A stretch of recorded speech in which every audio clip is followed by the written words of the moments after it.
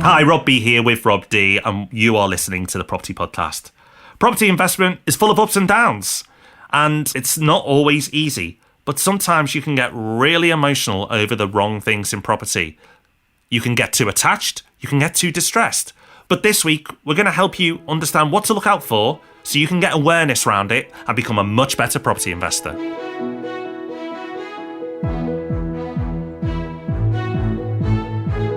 Welcome to the Property Podcast, where every Thursday property investors come to be informed and inspired. It's always tempting with property to fixate on the numbers behind an investment. But even if the numbers are spot on, you can still end up making so many poor decisions because you're being led astray by your emotions. Today's episode is full of lots of practical tips to watch out for those dangers and steer clear of them. And stick around to the end for Hub Extra, where we've got a highly relevant book to recommend too. Either take the hand of Rob B in our news story this week because it's about Liverpool, but it is a really significant story that makes it in on merit. So Rob, what's going on up there? Yeah, we've taken this news story from the Place Northwest website, and the headline isn't that exciting. It says, Upper Central Master Plan, close to sign-off. Not that exciting, right? Well, it is if you dig deeper. It's like one of these stories that's a bit back to front. Unsensational headline, but really big news in the detail. And the big news is information around a huge project in Liverpool called the Knowledge Quarter. It's a whole district that's pretty much being created. The land is there, but it's not well used at the moment. And this is a £2 billion scheme. And what's great about this, besides its ambition and the impact that it will have on the city, is that it seems to have full support from the local authority, from the mayor, and from developers. Everyone's getting behind this project. Liverpool Water's a multi-billion pound scheme, which we've talked about before on the podcast, is starting to make progress. But because it's just one developer really controlling things there, it is slow progress. It's started and it's on its way, but I think the Knowledge Quarter will really fast forward and accelerate. And I was in Liverpool last week meeting with some developers, and another area that's really exciting and one to watch is around the King's Dock area. That's where the M&S Arena is, and very close to the Arbor Dock. But unknown to most people, a lot of that dock area is undeveloped, even though it's prime central Liverpool. And again, the local authority is very keen to see that developed, and developers are tendering their bids right now for that scheme. So it's going to be really interesting to watch that as well. But the main thing to take from this is that the Liverpool, the momentum is there. It's a great city in its own right. It's well famous. It's got loads going for it. But to see multiple billion-pound projects taking place now across the city, or at least started, is really good to see and bodes well for the city and its future. Yes, of course, I'm biased, but we'll remind everyone that we picked Manchester ahead of Liverpool years gone by, and we even put our office there. So I'm not completely biased, but I'm very pleased to see Liverpool doing well. Over the last few weeks, we've been talking a bit about Property Hub Live, our biggest live event ever, which is happening on the 30th of April at Tottenham Hotspur's Stadium in London. It's going to be an awesome day, full of education, us recording the podcast live, our biggest meetup ever. If that sounds awesome to you and this is the first you're hearing about it, unfortunately, it's sold out.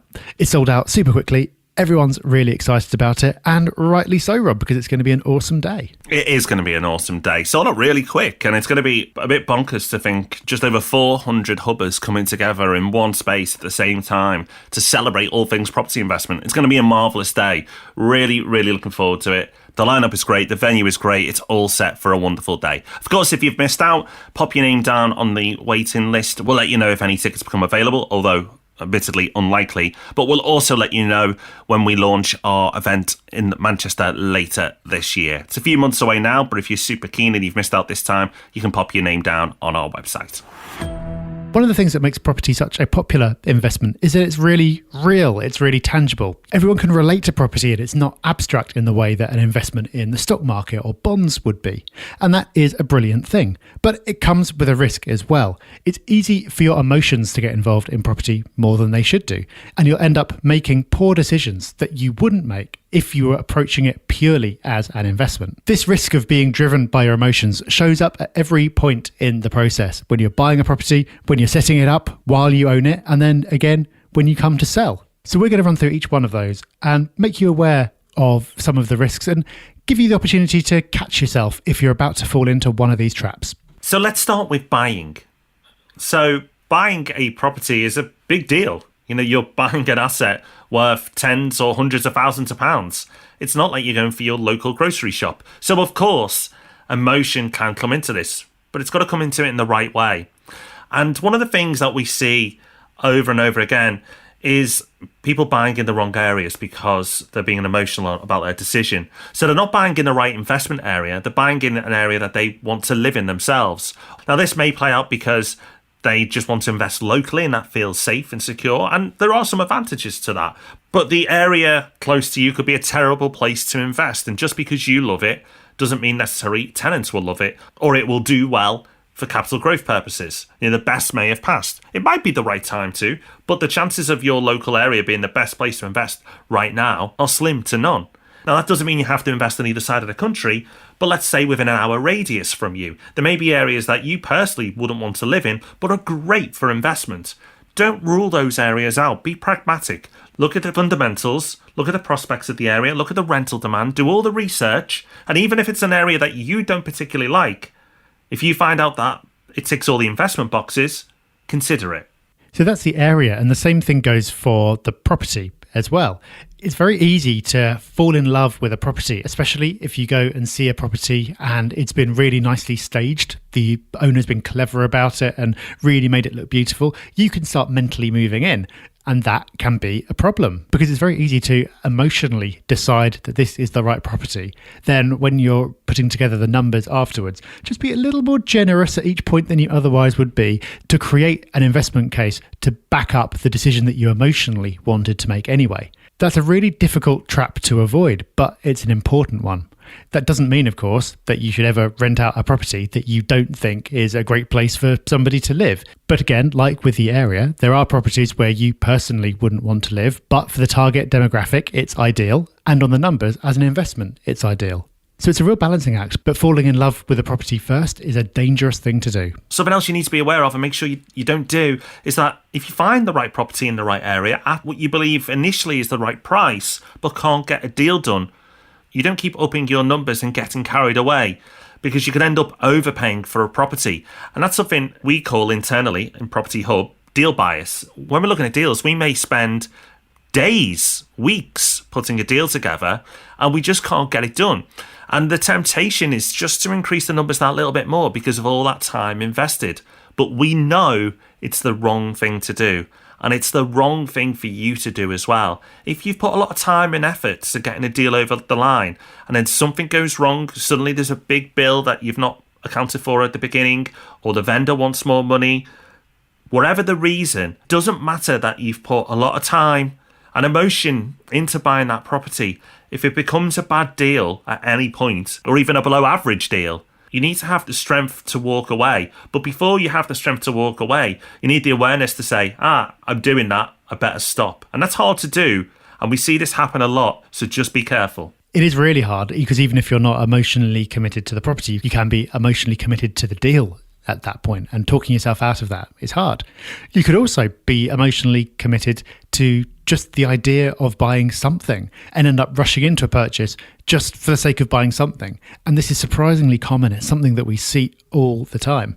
You see it with people who've come into money recently, maybe as an inheritance. You see it with people who've remortgaged their home to start investing. And you even see it among people who've just been turned on to property investment and they've gone, yes, this is what I need to be doing. Property investment is for me, so I'm going to go and buy something right now. Rushing in and buying the first thing you see just because you emotionally want to buy something is very unlikely to be a good idea. It's possible that that first property you see on your first weekend of looking is exactly the right one for you, but it's more likely that it's not. So the way to get around that is to identify your buying criteria and stick to them. Know in advance what it is that you're looking for and then judge everything against those criteria. It's probably almost impossible to completely emotionally disconnect, but you definitely want the balance to be tipped towards the logical and the numbers driven as much as you possibly can. Another place you need to be aware that you're not being too emotional is if you're buying off plan and you're looking at the plans and trying to pick which unit you're going to go for. Now, for example, if it's apartments, some people get really fixated on the aspect. Is it south, north, east, west? Is it high floor, low floor? Remember, what you really want, some other tenants will really want as well. But also, there are some people who really won't want your choices. So, for example, if you want a high floor, the family with young children may want a low floor, or the person who doesn't like heights may want a low floor, or the person who doesn't want to go through the lift every day will want a lower floor, or the elderly person may want the lower floor. Remember, just because you like something doesn't mean everyone will like it. Therefore, the importance you'll put in on getting that plot over another is probably unjustified. It also quite amuses me when people will buy off plan in, say, a place like Manchester, which isn't known for its wonderful weather, and get really fixated on whether it's north, south, east or west. The clouds look the same whatever direction you look at, so it doesn't really make too much difference. You aren't picking up much Mediterranean sun in Manchester, so again, probably not that important. But some people seem to get really emotional over that. So what we've talked about so far is selecting a property to buy, and hopefully you can keep emotion out of that process. The next area where you need to keep your emotions in check, and it's not easy to do, is during the buying process. There are many wonderful things about property. The actual process of buying one is not one of those. It's awful. The process of going through the legals can take months and seem like it takes far longer than it should, involve too much chasing from you, get dragged out far more than necessary. And then the finance part of it, arranging your mortgage, can be challenging as well and have lots of setbacks there. It's possible that during that process you'll have mortgage offers fall through. You'll have the property valued at less than you wanted it to be. Yeah, so even if nothing goes wrong, it's still a rubbish process. The legal process is slow. Your solicitor might be great, and hopefully you've picked a good one, but if the seller solicitor is less than great, then guess what your experience will be? Less than great. And no matter how upset you get or frustrated, it probably isn't going to change much because your solicitor only has so much power over the seller solicitor. It's the same with finance. There's loads of forms, it takes forever. No matter how many times you've done it, you'll still find it a frustrating process. Accept it. It's going to be the way. You might not get the mortgage product you want. The lender that you've picked may be oversubscribed, so therefore their service levels are atrocious and it takes longer again than you'd anticipated. If it doesn't happen this time, it'll happen next time. It's not a great process, unfortunately. Purchasing any property is slow and, if you allow it to be, frustrating. But the thing is, if you know in advance that this is how it's going to be, you can choose to accept it, push it on as much as you can, but beyond that, don't let it push you. Don't let it make you mad with your solicitor or your broker or yourself or your family, whoever. Just accept that this is how it is. And if you're going to be a property investor, you're going to have to live with it. So you've bought the property and maybe it's completely ready to go and ready for a tenant to move in. But if there's any kind of refurb involved, that's another area where there's the potential for emotions to get the better of you and end up making some poor decisions. The classic mistake that you see is overspending on a refurb because you're imagining yourself living there. Kitchens and bathrooms in particular are very easy to get carried away with because they're beautiful. You know, they make a real difference. And yes, you should pick the right kitchen and bathroom, but not necessarily the most expensive kitchen and bathroom. Know the property. And what I mean by that is, are you picking the correct kitchen for the type of property? So if you are buying a 2-up-2 down in Burnley, the 20 grand kitchen is probably going a little over the top. It may look beautiful and it may make you happy buying that kitchen, but it's not going to add enough value to make it work. Now, of course, you want a good quality kitchen and a good quality bathroom for your tenants, and you want to provide a lovely home for them. Absolutely. But just be careful. Don't go over the top. Remember that extra 2-3 grand you can spend on a kitchen and bathroom, how much extra rent is it going to get you each month? An extra £25? Well, then if you break it down on how many months it's going to take you to break even on that kitchen and bathroom that you spent the extra £2,000-3,000 on, it's a lot of months. It's a lot of years. So just be careful, have that awareness, and don't get excited in the showrooms. The same goes for furnishing the property, if you choose to furnish the property or if the market requires it. Now, again, this is a balancing act. You see people go the wrong way with this because they're looking at it too much as an investment. So like, okay, I need to furnish the property. I'm going to furnish it as cheaply as I possibly can because they're only watching the numbers. And that means for the sake of a relatively small amount of money in the scheme of things, you've ended up with a property that's unappealing to potential tenants because it just looks cheap. But you also see the other extreme. So you see a property that really just requires a pretty basic furniture pack, but the owner goes completely overboard and puts in super fancy furniture that is first of all going to cost more and so affect your setup costs. But then inevitably each part of that will wear out at a different time and need replacing. So you're going to have higher costs every time you come to replace some of the furniture as well. As with refurbing, you shouldn't be trying to cut corners, but you also shouldn't be led by your own preferences. Be led by the market. Take advice from your letting agent or from other local professionals to put in what's appropriate, even if it's not what you would personally have in your own home. Okay, so we've covered buying and we've covered refurbing. The next up is owning. Yep, it carries on. Things will go wrong when you own. That's to be expected. It's like a business. Things go wrong in businesses all the time. And the bigger your business gets, or the bigger your portfolio gets, the more problems you have. It's just a fact. You become a firefighter, not a landlord. You're putting out the fires. And if you've got a small portfolio, you may not feel that. And if you don't build a medium or large portfolio, this might not happen to you that often, or it may not have happened to you yet, but it will happen. At some point, you're going to have a bad tenant. You may have perfect tenants for a long time, but at some point, you're just going to have a bad one. Just like tenants at some point, if they keep moving, will find a bad landlord. It's just going to happen. You have to accept it. If you're a property investor, it's just par for the course. It's going to happen. Another thing you have to accept is things are going to break or get destroyed. Rob and I have talked about our own experiences of owning properties in the past, and these things happen. We've had bad tenants, we've had things break, we've had things get destroyed. You just have to accept that that's going to play out. But fortunately, there are things you can do in advance to make it a less painful experience if that does play out. Yeah, the most important thing to do is to make sure you're not too financially stretched. Because if you hit an unexpected cost, of course you don't want to be spending the money. No one's happy about it, but it's so much easier to get emotional over it if it's putting you in a really difficult financial position. So having some kind of contingency, so it's like, well, yeah, I'm not happy about spending the money, but at least I know where it's coming from and it's not going to affect anything else. That really helps. Same goes for insurance. So you'll need to have suitable buildings insurance that you can call on for more extreme cases where you need to. You could also insure the rent if you want to. So if you have a tenant who stops paying, the insurance will kick in and you'll keep on getting paid. So that way you'll end up financially in a better place. The other thing is to make sure that you've got a team around you, the people you work with, who can sort this out for you without it taking loads of your own time. You're going to feel more emotional about something if something happens and you end up having to spend vast amounts of your time sorting it out, time that's taking you away from things that you'd rather be doing or putting you through all kinds of aggro. There's always going to be some kind of emotion involved, especially if it's a property that you've been highly involved in setting up. Maybe you've done some of the work on it yourself, or you've personally put the specification together. If that happens and it gets destroyed somehow, then you're not going to feel happy about it. But if you're able to distance yourself from the process of putting it right, so it doesn't take up loads of your time and it doesn't put you in an uncomfortable financial situation, it's going to be easier to just shrug it off. So Rob and I have shared our own stories on the podcast before, but luckily, or not so lucky for him, but our producer Dan has given us a story that highlights just how quickly things can turn.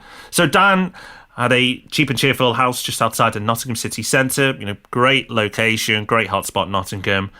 Great tenants, excellent tenants. Been in there for 3 years, paid on time, all the time. And then one day, the rent stopped coming in. The agent went round to discover that they just dropped the keys through the mailbox to check out like it was a hotel. Then, if that wasn't enough, the empty house was broken into and all the fixtures, wiring, pipes, all stolen, which meant the house was unlettable. So a disaster, right? Well, sort of. But Dan called the insurance company and his agent helped arrange the repairs. The insurance paid for the refurb, the loss of the rental income, and fortunately he also had other properties in the portfolio to help make up for that shortfall while that was happening. Now, all of this was done with a few phone calls from London. So it sounds like an absolute nightmare. And it can be a nightmare in your own head if you want it to be. But by setting your portfolio up in the right way, it can be certainly much less of a nightmare. And actually, if you think about Dan's involvement, it was minimal. A few phone calls and having a great team around him allowed him to navigate that quite tricky situation with relative ease. So, yes, these things will happen, but it's how you set yourself up before and how you handle it afterwards that will make a difference. And then, maybe one day down the line, there's selling the property. And that's another area where your emotions can lead you astray. First of all, your emotions could stop you from selling the property when the time is right to do so. Now, selling's not going to be part of everyone's strategy. You might buy properties with the aim of holding onto them forever and passing them on. But as we've talked about before, there are times in the property cycle that lend themselves very nicely to disposing of properties that aren't performing as they should. So not every purchase you make will be great. There might be some where you bought with a certain capital growth expectation because of something you thought was going to happen in the area, and it's just not happened and doesn't look likely to happen. There might be one where you unexpectedly struggle to find tenants and it sits empty for far too long between tenancies. If that's happened, there will be times when the market will help you out and make it a lot easier to shift those properties than it otherwise would be. When that happens, you want to be able to take advantage of that and not hold on just because you're emotionally attached to the property. So this is an area where you definitely want to strip out the emotion. Just look at the numbers of what that property's done for you over the last few years. If it's not performing and if it's a good time to get rid, then do it. Don't allow yourself to mentally talk yourself out of it and come up with justifications for why you should keep it just because you're emotionally attached. So if you've not invested in property before, you could be listening to this and going, woof, sounds like hard work. And it can be hard work if you make it or you let it be. But remember, like we said, investing is a business. Things will go wrong. And you've just got to do your best to keep your costs down, be efficient, and at the end, obviously, maximise your profits. So keep the fancy pants decorating and that super luxury dream kitchen for your own place. Make sure when you invest, you're going for the right investment, not the one that makes you feel warm and fuzzy. It's about getting the best deal in the best area. So make sure you understand what you're getting into. And as we've heard, if you prepare for the worst, and the worst does happen, it makes it a lot less worse. So put those steps in place so when things do go wrong, as we said, they will, it's a lot easier to navigate. And it's important, so important to remember from all of this. And this could be a lesson for life. You know, there are things that are going to go wrong and things that are going to be out of your control. And you can get wound up and frustrated. And often that's understandable. But ultimately, property's just a business. Why let it bother you so much? It's your choice. Remember, pretty much everything in property can be fixed. Much of it also can be prevented. So work on prevention first, and then when something goes wrong, it's a lot less scary. Even if you haven't prevented for it in the right way, you can still find a solution. But getting upset or angry with yourself or other people isn't going to help you get there. Try and keep yourself in check. You're not a robot, and that's okay. And some things are going to be so bad that you will get emotional. But if you have the awareness that we've talked about of all these situations, you'll better navigate them. So good luck. So you're never going to be able to keep your emotions completely out of property, but if you do a reasonable job of keeping yourself on the right track, then you'll have a success story to share, and we love to hear them. So if you've just landed a great deal, you've finished a refurb and you're feeling really pleased with yourself, or you've just taken a first step, then we really want to know. You can let us know on Facebook, Twitter or Instagram at Property Hub UK, or over on the Property Hub forum. This week we're going to share a success story from Toby, who sent us a message on Facebook to say, I'm an avid listener to the podcast and look forward to the new one each week. I started investing in student accommodation when I left a role with a corporate estate agency to start my own boutique agency. I started in 2017 and have just completed on my third HMO, each generating around 11% gross yield. Your advice on good and bad debt gave me the motivation and the confidence to carry on and continue. Keep up the good work. Well, thank you, Toby. Really good to hear. Never easy to strike out on your own, but it sounds like you identified an opportunity, you had the confidence to go for it, and you've made a huge success of it. So well done. So we've got the perfect Hub Extra for you this week. It's a book, and it's a book about emotions. And I know we've talked a lot about how you need to keep them in check. Life is emotional, and we're not robots, as we said, and that's okay. The book we've recommended is about emotion, but it's aimed mainly at children. But I do think that it could benefit anybody and everyone. But I think particularly boys will benefit from this book. And this is a book that we got for our son. Because how often do you hear the phrase like, man up? Or don't act like a girl? Or insert another phrase. You know, these are things that we hear all the time. And we pass these messages on without really thinking about how they may impact our children or each other. And men are known to grow up, not all men, but some men are known to grow up to shut down their emotions and be a bit cold when it comes to these things. And it could be because of some of the messages we're taught and told as we're growing up. There's probably more to it than that. And it's a far more complex subject than I can even begin to understand. But to help my son navigate this crazy world that we live in, we got him the book called The Boy, the Mole, the Fox and the Horse. And it's by Charlie Mackesy. Now, this is a beautiful book, and I'm really going to struggle to do it justice. So I'm going to read from the back cover to give you an understanding of what it's about. Enter the world of Charlie's 4 unlikely friends. Discover their story and their most important life lessons. The conversations of the boy, the mole, the fox and the horse have been shared thousands of times online. Recreated in school art classes, hung on hospital walls and turned into tattoos. In Charlie's first book, you'll find the most loved illustrations and some new ones too. A wonderful work of art and a wonderful window into the human heart.